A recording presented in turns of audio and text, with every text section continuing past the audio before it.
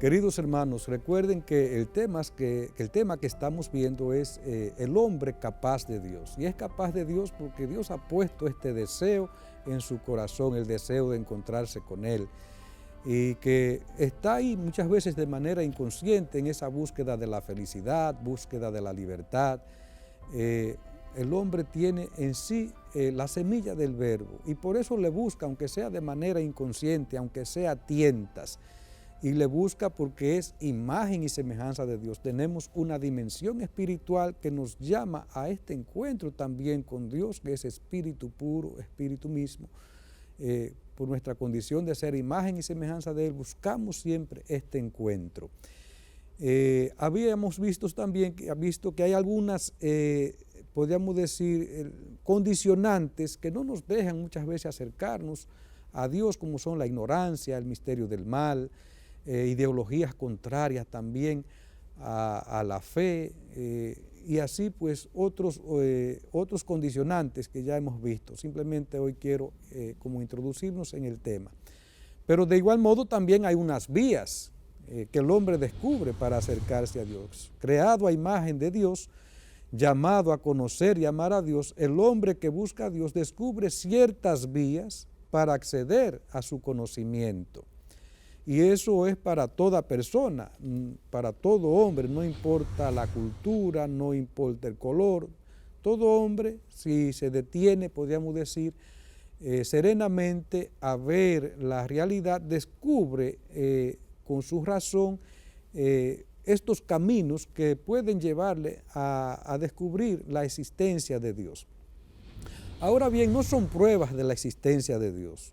A Dios no lo podemos llevar a un laboratorio. No, sino que más bien son argumentos convergentes. Podríamos decir que en la fe nosotros actuamos como actúa un juez. El juez no estuvo en la escena del crimen, no estuvo en la escena donde se cometió el hecho, pero hay una serie de pruebas, qué sé yo, la sangre en la ropa, los testigos que se presentan a decir, sí, yo vi esto, vi aquello.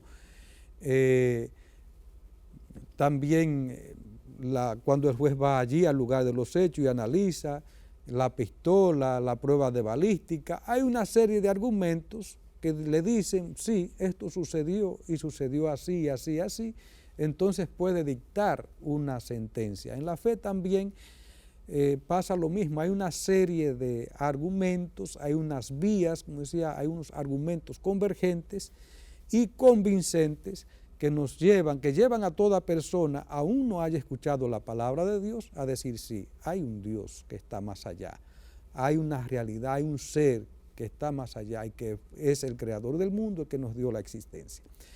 Y esas dos vías, tenemos sobre todo dos vías fundamentales mediante las cuales el hombre puede llegar a descubrir la existencia de Dios. Que el primero es la creación, el mundo.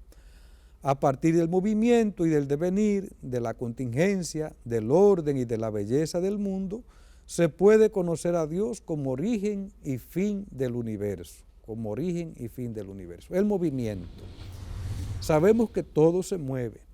En primaria, en geografía, aprendimos que la Tierra tiene dos movimientos. Tiene un movimiento de rotación, que es el movimiento sobre sí misma y que da lugar a los días y a las noches, y que en 24 horas la Tierra da este giro completo sobre sí misma, giro de rotación.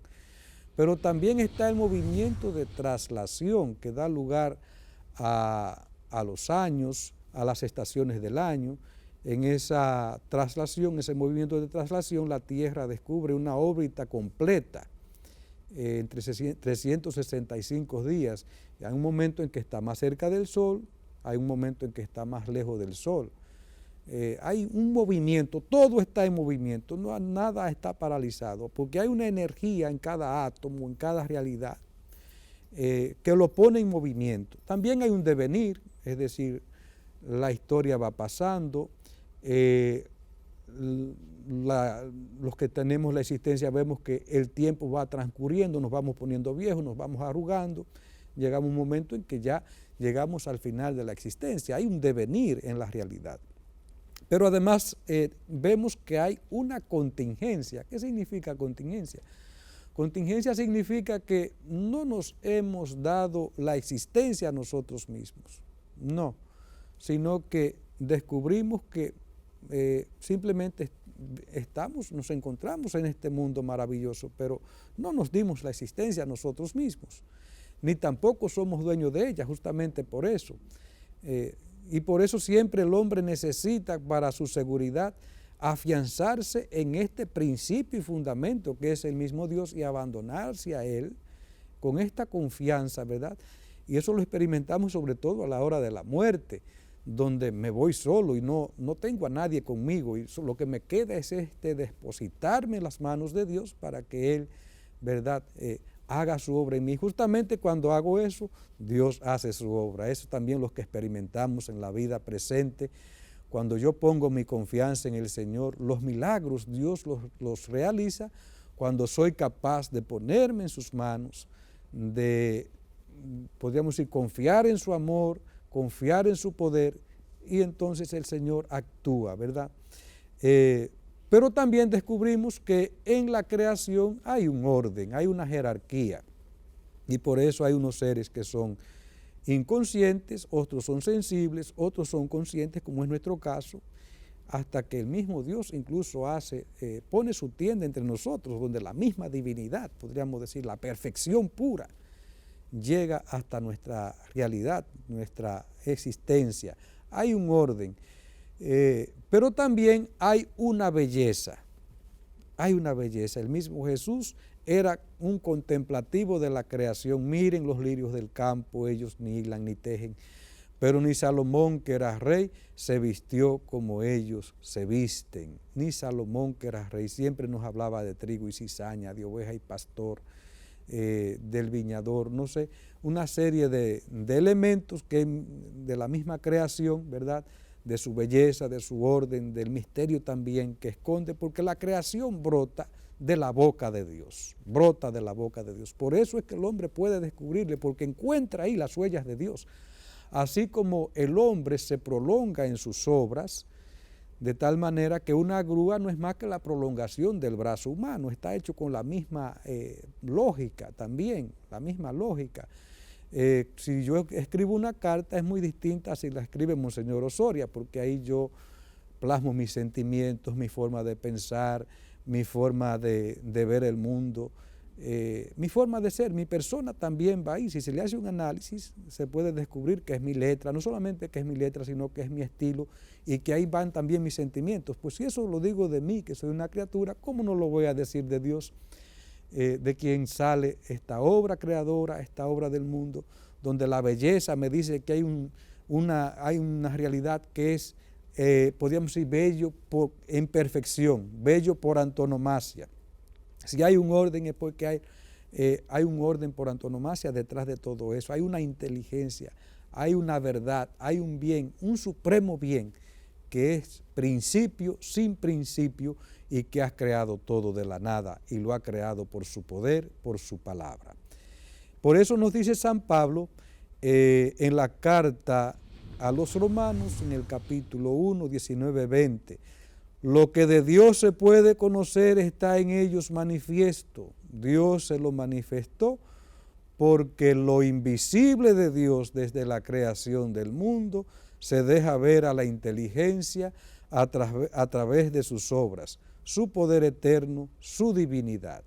Y de ahí también que nadie tenga excusa. Toda persona tiene esta responsabilidad de descubrir a Dios, porque también, como dice la palabra, si fueron capaces de poner incluso seres, criaturas en el lugar de Dios, hay muchas culturas que adoraron el sol, ¿por qué no descubrieron al que estaba más allá?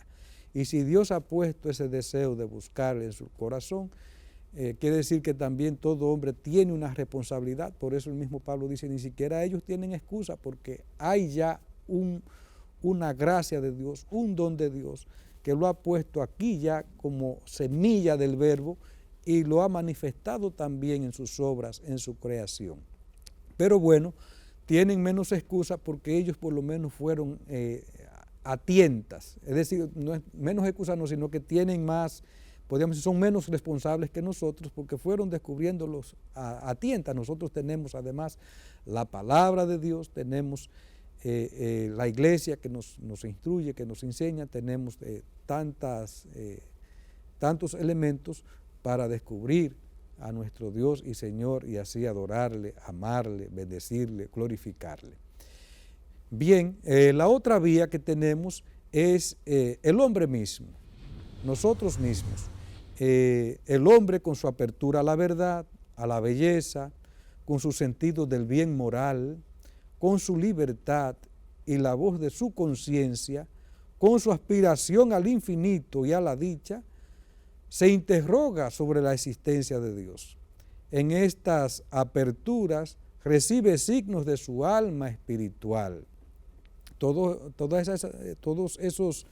esas realidades, la apertura a la verdad, la búsqueda de la libertad, el sentido del bien, todo eso es, podríamos decir, una realidad espiritual, son elementos del alma, que es de condición de naturaleza espiritual. Pues ahí nos dice el magisterio de la iglesia, el hombre descubre que hay una realidad que está más allá. Por eso la conciencia, nos dice la iglesia, es el sagrario donde habita Dios. Y por eso también lo que está mal o está bien no depende de mi capricho, de mi subjetividad, no, para todo hombre el matar es una injusticia, el robar es una injusticia. Y eso lo pone Dios mismo en el corazón del hombre, en el alma humana. De ahí que descubriendo estas realidades interiores, interior a nosotros mismos y también en toda la creación, podemos entonces armonizar y descubrir a Dios como fuente del bien, como fuente de la verdad, como fuente también de la belleza y en ese sentido también amarle, adorarle, glorificarle. Por eso las facultades del hombre lo hacen capaz de conocer la existencia de un Dios personal. Descubrimos un Dios personal, porque si yo soy inteligente, las cualidades propias de la persona son la razón, la inteligencia, la voluntad. Descubro que Dios como fuente de todo eso es el supremo bien, es la suprema libertad, es la suprema verdad y que me participa de esa realidad por don, por gracia. Descubrimos entonces un ser personal, no algo simplemente estéreo que está para allá, no, una persona. Pero para que el hombre pueda entrar en su intimidad, Dios ha querido revelarse al hombre. Con su simple razón, el hombre descubre la existencia de este Dios personal. Pero solo Él, entrando, hablándonos, podemos entrar en comunión con Él. Dos personas no se conocen hasta que no entran en comunión, hasta que no dialogan y una le dice al otro lo que vivió, la historia, lo que le pasó. Así es Dios también en su palabra, Él nos revela el misterio de su ser, cómo es Él, pero además también nos manifiesta su plan de salvación para que podamos entrar en intimidad con Él, en comunión con Él. Por eso no basta simplemente la creación, no basta esa semilla del verbo que descubro en mi interior de manera, podríamos decir, racional, simplemente en esta contemplación, en esta meditación, sino que es preciso la palabra. Y la palabra sale a nuestro encuentro por inspiración divina en boca de los profetas y sobre todo en el mismo Jesús, verbo encarnado, palabra encarnada, que hace presencia entre nosotros. Vuelvo y repito lo que nos dice la iglesia. Las facultades del hombre lo hacen capaz de conocer la existencia de un Dios personal, pero para que el hombre pueda entrar en su intimidad, Dios ha querido revelarse al hombre y darle la gracia de poder acoger en la fe esa revelación en la fe. Ya esto es una primera revelación, podemos decir un poco oscura, pero es revelación de Dios, que es el que crea. Por eso la creación es un libro abierto. Es revelación de Dios que pone también en mi interior ese deseo esa apertura al Espíritu, apertura a Él. Pero sobre todo, Él se nos revela en su palabra, ha escogido un pueblo, ha tenido con ese pueblo una historia que es historia de salvación y que es modelo para ti y para mí. Queridos hermanos, hemos llegado al final de esta entrega, por eso simplemente invitarles a que nos encontremos nuevamente y que nos pongamos, que meditemos, que miremos nuestra realidad, nuestro ser interior, descubramos a nuestro Dios como la fuente del bien, de la belleza y sobre todo como la palabra que nos habla en las Sagradas Escrituras y que nos ilumina con su gracia, con su Espíritu. Que el Señor les bendiga a cada uno.